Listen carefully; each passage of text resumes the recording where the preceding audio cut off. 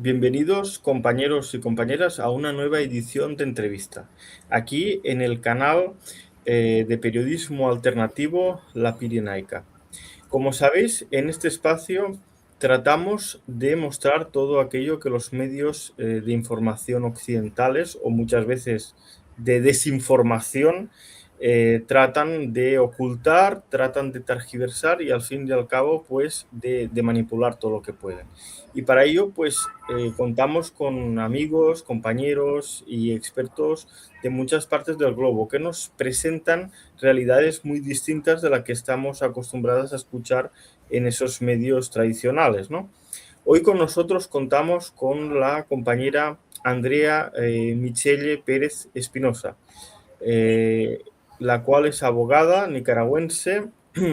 es analista internacional y además de eso está estudiando sociología y está maestrando en Derecho de Familia. Muchas gracias, Andrea, por estar aquí con nosotros.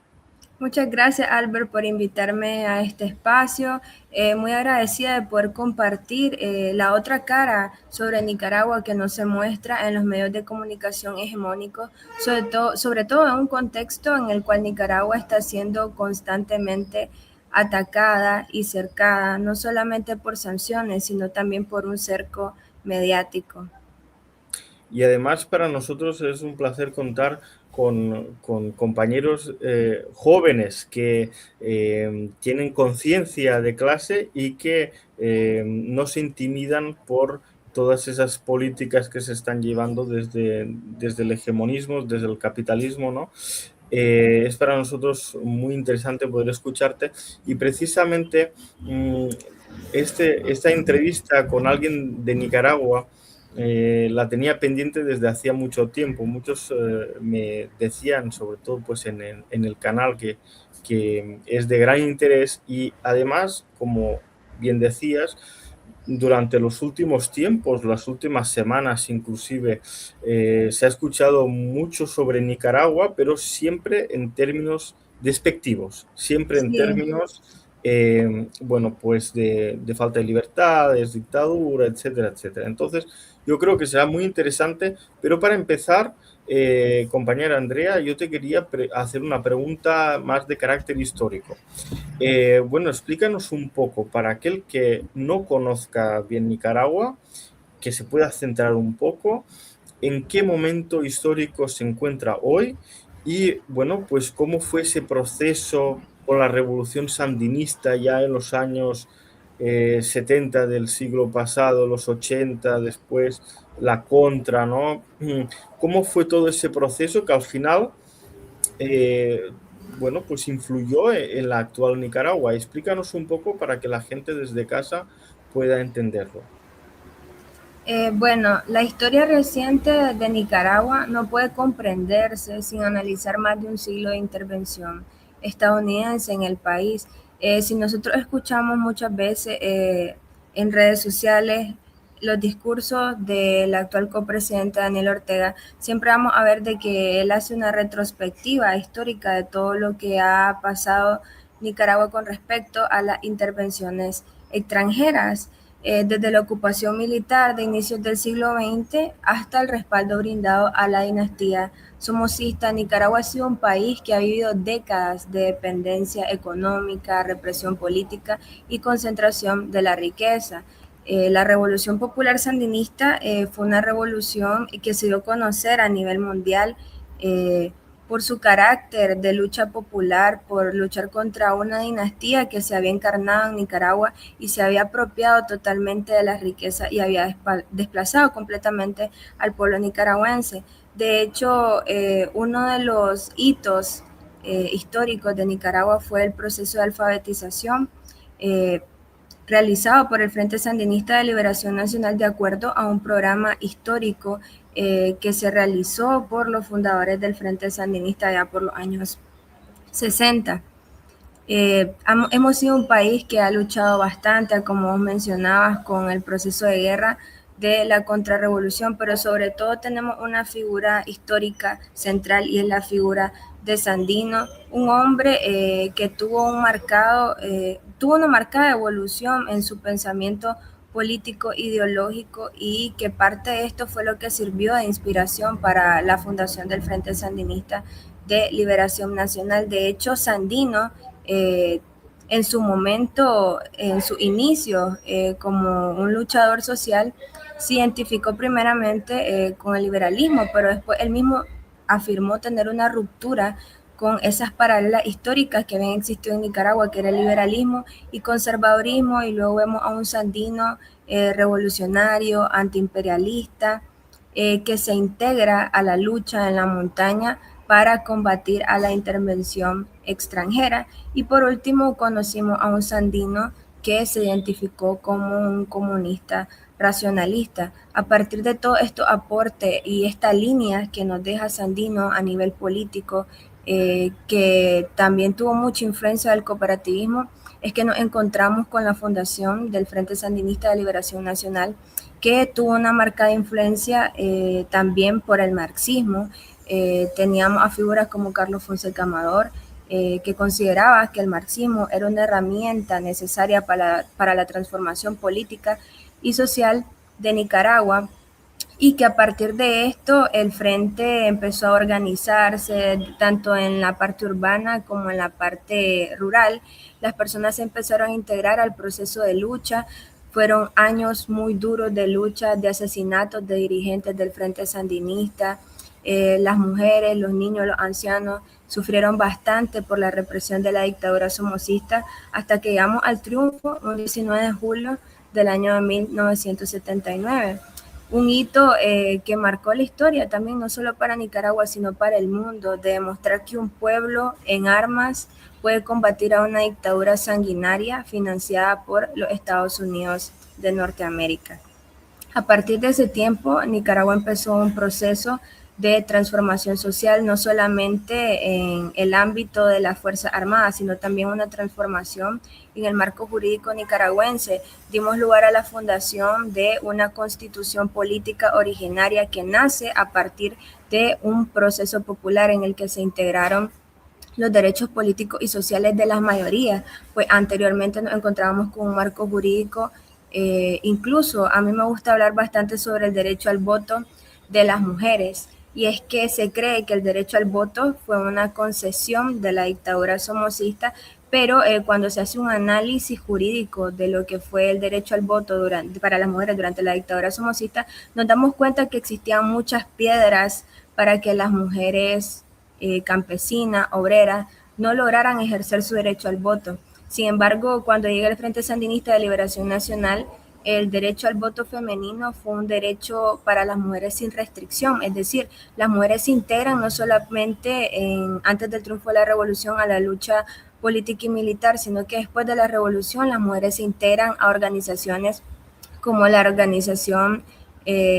AMLAE, en la cual las mujeres empiezan a participar y dar sus aportes políticos para la transformación de Nicaragua. También el Frente se caracterizó por crear instituciones que velaran por los derechos políticos y sociales de las clases desposeídas. Luego de esto, no tardó mucho para que Estados Unidos de Norteamérica vendiera la idea de que en Nicaragua se estaba gestando una dictadura comunista, la cual pondría en peligro a toda la región de América, y que incluso suponía un bloque, según ellos, de que estaría en contra totalmente de Estados Unidos por ser Estados Unidos, y no porque Estados Unidos siempre interfería en nuestro asunto interno y buscaba como apropiarse de nuestros recursos nacionales y la instauración de transnacionales. Recordemos que en Centroamérica teníamos lo que eran las bananeras, que eran zonas de cultivo de bananos que también estuvieron caracterizadas por la explotación laboral de los campesinos y por el trato inhumano hacia ellos, pero no solamente esto, sino de la apropiación de grandes extensiones de tierra. A partir de esto, recién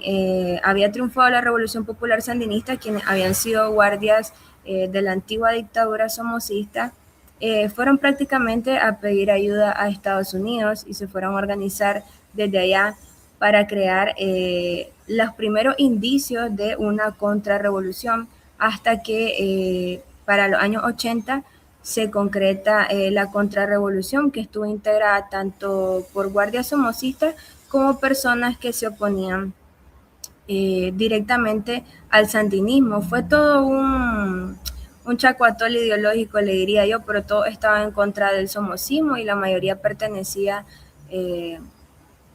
todo estaba en contra del sandinismo, pero la mayoría pertenecían a integrantes de lo que fue la Guardia de Somoza.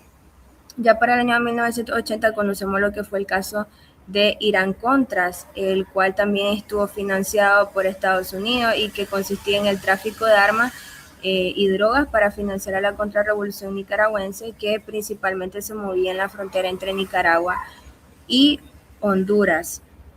A partir de esto se cometieron varios crímenes de lesa humanidad contra los nicaragüenses, como por ejemplo la contraasesinada a mujeres, campesinas, a niñas, llegaba a buscar personas a su casa porque los consideraba colaboradores del sandinismo, destruyeron cooperativas, minaron puertos, destruyeron plantas eléctricas en la cual cometieron atrocidades. El día de hoy todavía tenemos viva y presente a una heroína nicaragüense que está presente también en todo lo que es la estructura a nivel estatal. La compañera Brenda Rocha fue sobreviviente de uno de esos ataques de la contrarrevolución y todavía hoy en día la tenemos en pie a la compañera, aportando de diferentes espacios políticos en Nicaragua. Así como ella, hubieron muchos compañeros que fueron víctimas de una guerra fracticida, de un bloqueo impuesto por Estados Unidos en el que perdimos a muchos compañeros. Ya después de que Nicaragua pasó por este proceso de una guerra financiada por Estados Unidos, obviamente hubo un proceso electoral que fue en el año 1990, en la cual también se dio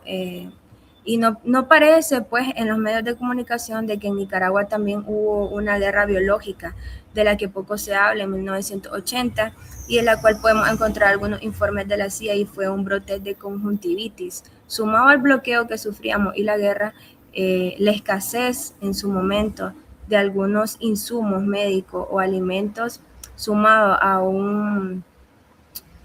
una enfermedad introducida al país, al mismo tiempo que fue introducida a Cuba, que fue la conjuntivitis. Eso también mermó un poco en la población nicaragüense porque había un mito en torno a que la conjuntivitis se pasaba por los billetes, pero realmente fue algo introducido en el contexto de guerra que también desgastó la salud de los nicaragüenses, el bloqueo, la falta de acceso a algunos alimentos. Fue parte de la construcción de una narrativa para decir de que las condiciones de vida de los nicaragüenses se habían desgastado producto pues del sandinismo, cuando realmente no fue así, sino que estuvo acompañado de varias estrategias de guerra, de desgaste para los nicaragüenses, lo que produjo pues que en el proceso electoral de los años de 1990 se usara a nivel discursivo en contra del sandinismo todos estos elementos que he abordado para dar paso también al financiamiento de un partido que se llamó UNO, que estaba integrado por viejos sectores tanto del somocismo, liberalismo y conservadurismo, que llegaron al poder en el año de 1990, que fue la señora Violeta Barrios de Chamorro, que en los medios de comunicación hegemónicos se le recuerda como la primer mujer presidenta nicaragüense, como si solo el hecho de ser mujer fuese un hito histórico que marcó en Nicaragua, pero realmente me recuerda a Margaret Thatcher, que aunque fuese mujer, fue una de las personas que más aportó a la destrucción de un proyecto como el que había dejado por sentado el Frente Sandinista, incluso después de haber sufrido una guerra. Hubo mucho retroceso, el Estado se convirtió en un Estado dependiente de los organismos no gubernamentales, en los cuales el Estado no intercedía para resolver los problemas sociales, sino que recurría a estos organismos para deslindarse de resolver las problemáticas sociales que tenía un país que había atravesado por una guerra financiada por Estados Unidos. Fue un tiempo bastante duro para la población nicaragüense, los índices de pobreza aumentaron, la gente vivía en condiciones paupérrimas, la salud prácticamente no era un derecho, era algo que se le estaba negando al pueblo por parte de un gobierno neoliberal. Las personas tenían que llevar sus insumos médicos, por ejemplo, la aguja, las jeringas, si no tenían mangueras para pasar el suero, las personas tenían que comprar ese insumo y llevarlo a los hospitales. Y a nivel discursivo, medios de comunicación como la prensa, que pertenece a la misma familia Chamorro y de la cual voy a abordar después en la entrevista, estas personas manejaban un discurso en el que prácticamente excusaban la falta de insumos médicos y metían al sandinismo en esto, no en una falta de gestión de parte del gobierno. Después tuvimos los siguientes gobiernos de Bolaños, de Alemán, de Bolaños, que se caracterizaron también por un robo de las arcas del Estado y que tenemos el famoso CENIS, que fueron unos bonos que se vendieron para saldar y asumir que el Estado asumiera una deuda provocada por el quiebre de los bancos, lo que también llevó a una crisis económica en Nicaragua. Posteriormente a esto, con varios años de lucha, porque el Frente estuvo en las calles, después de 1990, el comandante copresidente Daniel Ortega y varias organizaciones del mismo Frente Sandinista estuvieron en la calle luchando para que se mejoraran las condiciones de vida del pueblo nicaragüense, hasta que se regresó al poder en el año 2006 por medio de las vías electorales. Pues precisamente yo creo que ha sido un resumen histórico muy interesante para todos aquellos que no conozcan la historia de Nicaragua. Yo creo que es esclarecedor. Y me gustaría realizarte la siguiente pregunta. Pues sí que, bueno, la revolución sandinista tuvo éxito, ¿no?, en el 79 y estuvo hasta los 90, ¿no? Y posteriormente se paró, después en el año 2006 llega de nuevo, ¿no? Y hasta la actualidad. Entonces, muchas veces se habla, por ejemplo, de Cuba, de Corea, ¿no?, de la República Popular Democrática de Corea, como países socialistas. Pero de Nicaragua no se habla tanto. Yo te quería preguntar, ¿Nicaragua está construyendo el socialismo? Mira, desde una perspectiva marxista-leninista, considero que Nicaragua transita en un propio proceso de construcción nacional y popular que incorpora características propias del país. El sandinismo tiene una marcada influencia del marxismo y considero que se está construyendo un proceso en Nicaragua con importantes elementos de orientación socialista. Aunque no es el socialismo tradicional que todos conocemos de los libros de Marx, sí considero que hemos retomado el marxismo como una herramienta de transformación política y nacional mediante la cual pues, el sandinismo también ha incorporado elementos propios también, por ejemplo, el pensamiento de Sandino, el pensamiento de Carlos y de varios fundadores del Frente Sandinista, pero considero que es la construcción de un proceso propio. Por ejemplo, el sandinismo entiende que la construcción del socialismo debe responder a las condiciones concretas de cada pueblo. Por ejemplo, Nicaragua es un país pequeño, históricamente dependiente y sometido a constantes presiones extranjeras y externas, pues, porque no solamente Estados Unidos actualmente nos está presionando, también Israel. En este contexto, nosotros nos hemos enfocado en fortalecer la soberanía, reducir la pobreza, garantizar los derechos sociales y preservar la independencia nacional, lo que para mí constituye una etapa indispensable pues, para avanzar hacia mayores niveles de justicia social. Entonces considero que nosotros estamos construyendo un socialismo propio basado en nuestras condiciones materiales e históricas y obviamente pues el sandinismo como tal es una ideología propia de Nicaragua que se nutre de varios elementos como tal. Pues yo creo que es bastante interesante. Bueno, como seguramente tú eres conocedora y has saltado por los medios de comunicación a nivel mundial, hace bien poco, me parece que era en el aniversario de la Revolución Sandinista, si no lo digo mal, me corriges tú, por favor, Andrea, el copresidente Daniel Ortega afirmó lo siguiente. Dijo que no volvería a haber elecciones en el Sí. país. Automáticamente los medios hegemónicos se echaron encima, ¿no? Diciendo, ¡guau! Es un dictador, lo está reconociendo, etcétera. Por favor, ¿puedes ponernos contexto a las palabras que dijo el presidente? Sí, por suerte yo estuve en el acto central el 19 de julio de este año y como siempre el comandante copresidente hace un discurso cargado siempre de una retrospectiva histórica. Y en este caso abordamos un tema muy importante y que también se ocultaba en los medios de comunicación hegemónicos, y el intento de golpe de Estado en Nicaragua, bajo las directrices del manual de Gene Sharp, que es como un golpe de Estado no tradicional, sino un golpe de Estado realizado mediante acciones no violentas en las calles. Lo que sucedió en el 2018 fue que en Nicaragua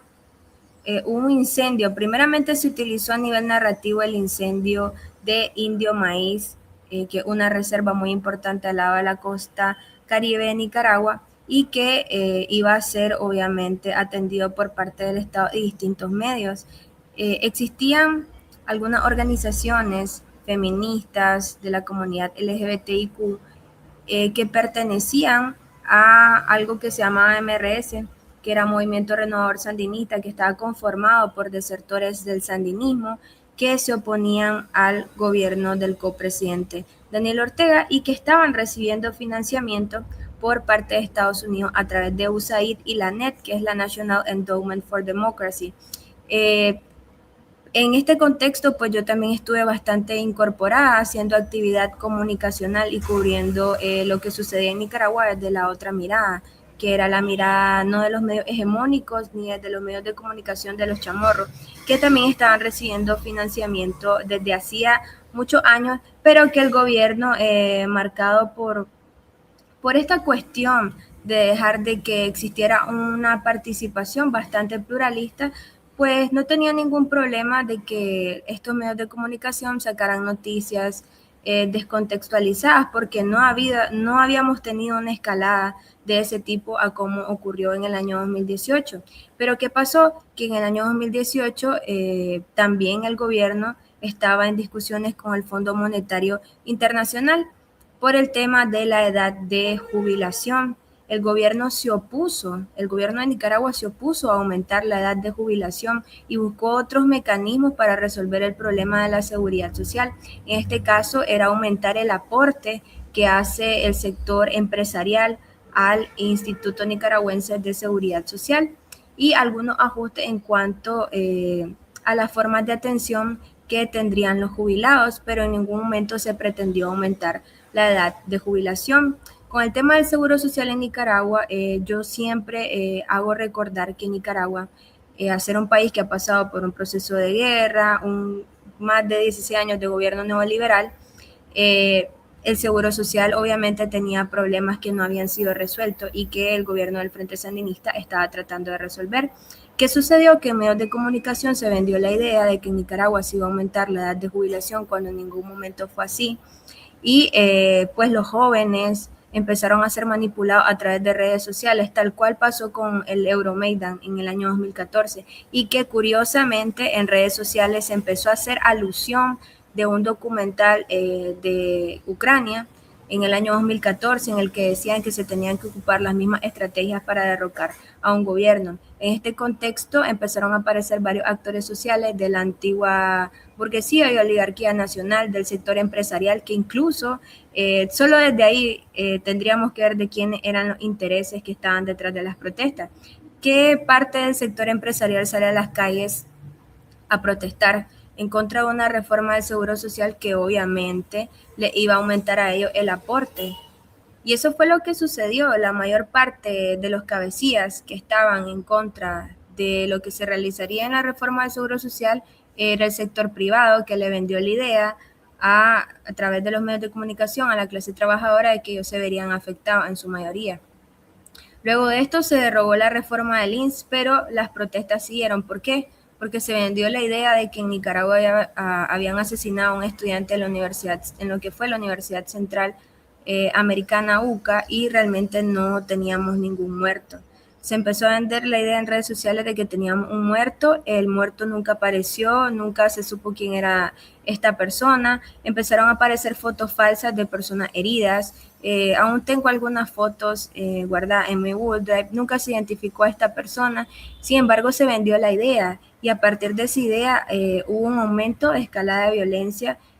conforme pasaban los días, que supuso la construcción de tranques, algo similar a lo que sucedió en Venezuela con la guarimba. En estos tranques sucedieron muchas cosas, hubieron robo, asaltos, violaciones, se secuestraron a compañeros del Frente Sandinista, se golpearon, a algunos de ellos los desnudaron, los pintaron de azul y blanco porque vendían la retórica a nivel de medios de comunicación que esto no era nada político, que no había ningún político detrás de esto, pero evidentemente teníamos a gente vieja del liberalismo y del conservadurismo que estaba detrás de los cabecillas. Y también sucedió que se le pagaba a personas que formaban parte pues, del lumpenproletariado para que estuvieran cometiendo delitos en estos tranques.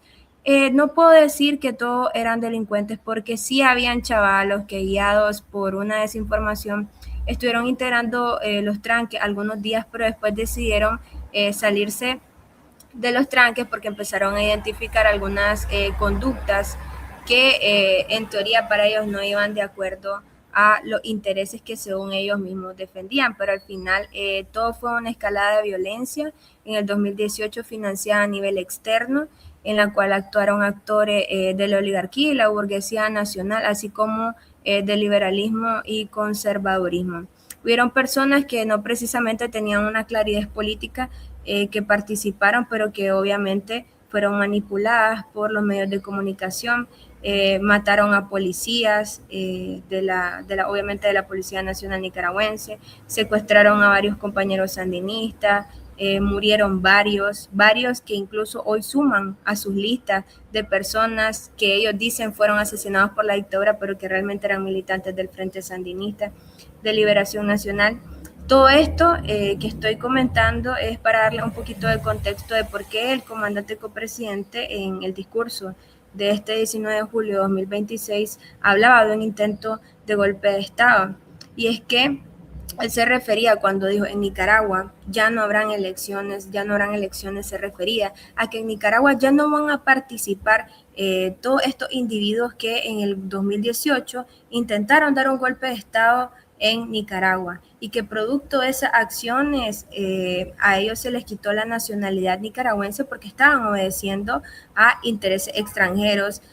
vendiendo la idea de que ellos estaban protegiendo la soberanía en Nicaragua, pero realmente no era así, simplemente pretendían volver a instalar un gobierno a fines de los intereses extranjeros. Entonces el comandante dijo, aquí ya no volverán a haber elecciones, pero marcaba un contexto histórico en el cual ya en Nicaragua se van a empezar a realizar reformas. De hecho, el día de ayer se reunió a las embajadas de distintos países que permanecen aquí en Nicaragua para hablar del tema de las reformas que se realizarán en Nicaragua. Bueno, solo quería aclarar un poquito más de que estas palabras fueron descontextualizadas porque solo se extrajo una parte del discurso que él dijo el 19 de julio, pero obviamente sin integrar todo lo que se habló anteriormente. Y obviamente esto fue como lo utilizaron para echarle leña al fuego, el fuego que ellos mismos han estado construyendo todos estos años para desinformar a nivel mediático. Y te encontrás con un montón de videos de supuestos analistas políticos que dicen que ya no va a haber proceso electoral en Nicaragua, pero que realmente también tomaron una frase aislada y no realizaron un análisis de discurso adecuado, marcado en la realidad política y social de Nicaragua. Pues precisamente por todo lo que describías, se parece mucho a la situación que intentaron realizar en la República de Belarus en el año 2020, cuando se intentó realizar pues un golpe de Estado, un Maidán, ¿no? Y cómo, bueno, pues desde la Unión Europea en aquel entonces directamente estaban financiando bueno, a toda esta oposición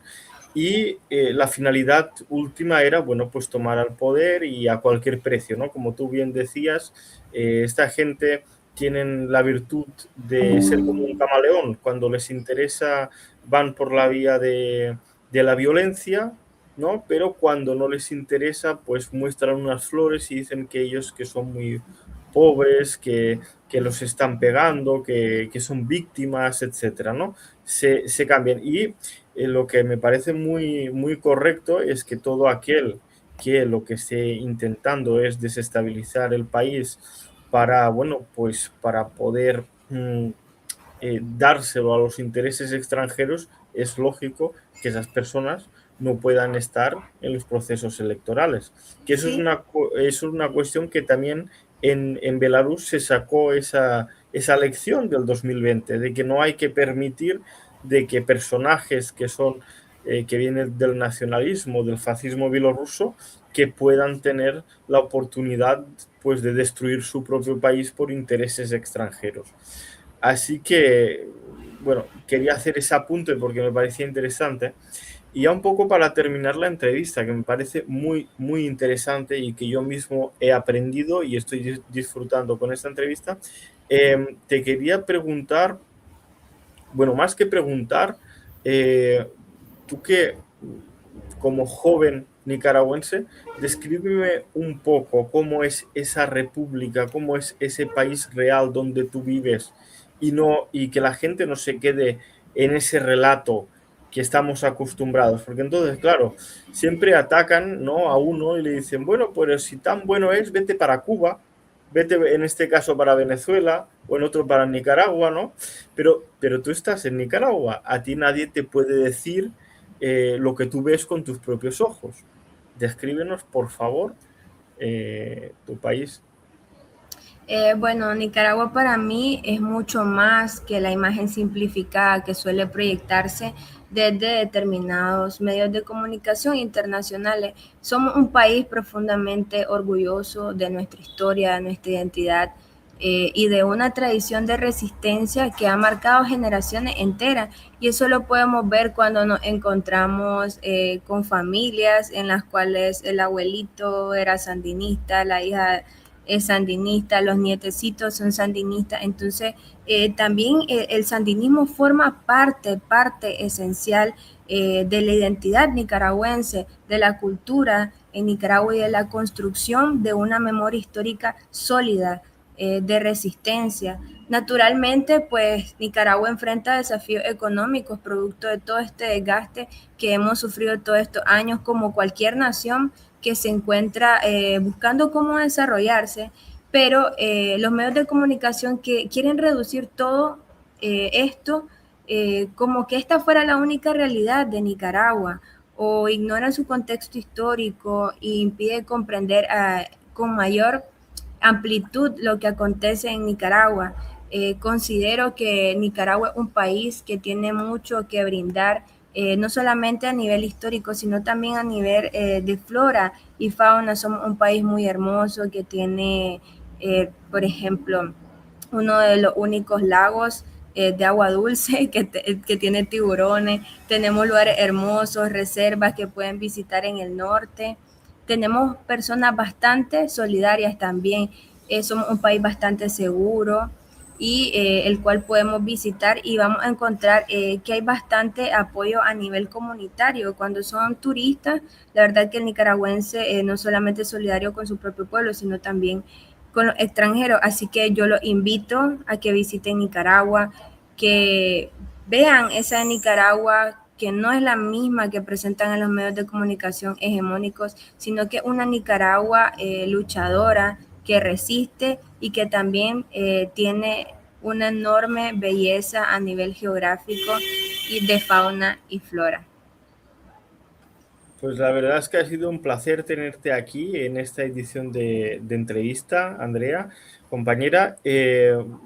Cojo el guante, recojo el guante y yo también con muchas ganas de visitar Nicaragua, de conocer una realidad diferente a la que nos están explicando desde los medios hegemónicos y decirles a todos los que nos han acompañado aquí en el canal de La Pirinaica que hagan caso también de la compañera Andrea, que vean por sus propios ojos. Pueden no estar conforme con todo lo que uno pueda decir, pero que vayan, que visiten y que conozcan la realidad antes de opinar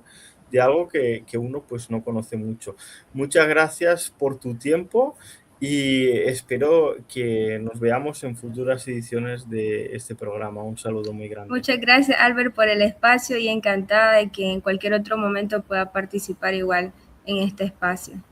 Un saludo muy fuerte. Un saludo.